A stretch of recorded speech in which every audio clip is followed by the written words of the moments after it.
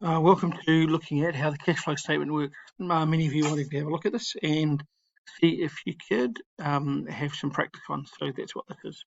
I've got here Aramaho Residents Association. This is a trial balance and some additional information. So the cash flow statement here is the one you've got to do. Cash flow statement really looks at how we get our closing bank account, which is this figure down here. So we'll actually put that figure in first. So you find your bank account.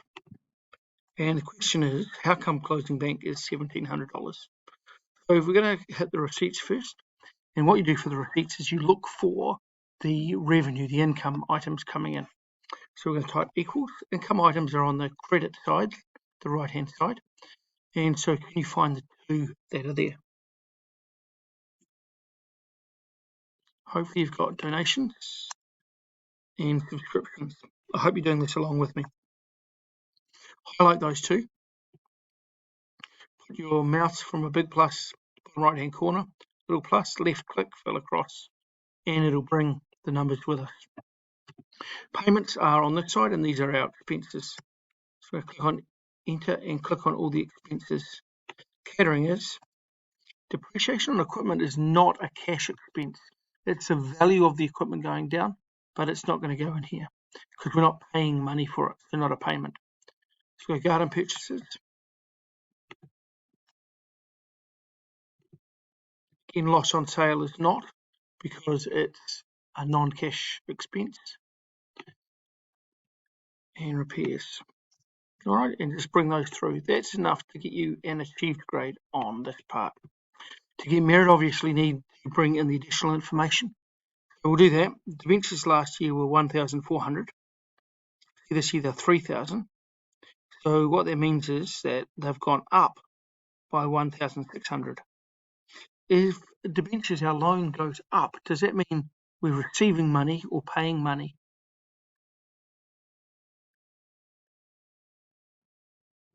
Okay, so hopefully you've got here receiving money. The debentures went up, and that's just by the amount that went up. We borrowed another $1,600, so that's a receipt. Old equipment with a carrying amount of 2,800 was sold. So we're going to type our equipment in. And it had a carrying amount of 2,800. That's the value to us in our accounts. But you'll see we made a loss on sale of 600. So the actual amount we received is 2,800 minus the loss.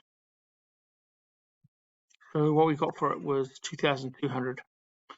And we'll auto sum those. That's our total receipts.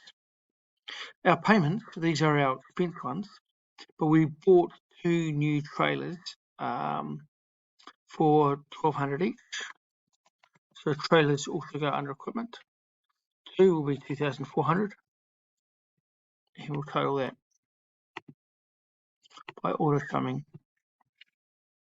Great. So the surplus of cash always is top one minus the bottom one, and because our receipts are higher than our payments, it's a positive figure. Our bank account went up by 1,700, sorry, 1,000, and ended up to be 1,700. So what was it at the start? I'll just do a subtraction. You can work that out in your head.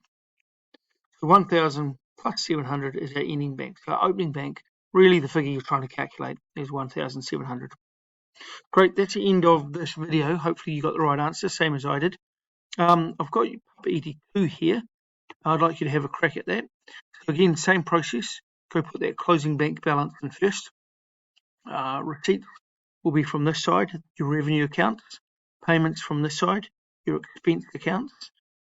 And then you use the additional information here to get your merit and excellence questions, and then work back to get this. All right, good luck. Hope that works for you. The answers are at Papa 83, so you can check as you go. Good luck for your test tomorrow. Ka kite.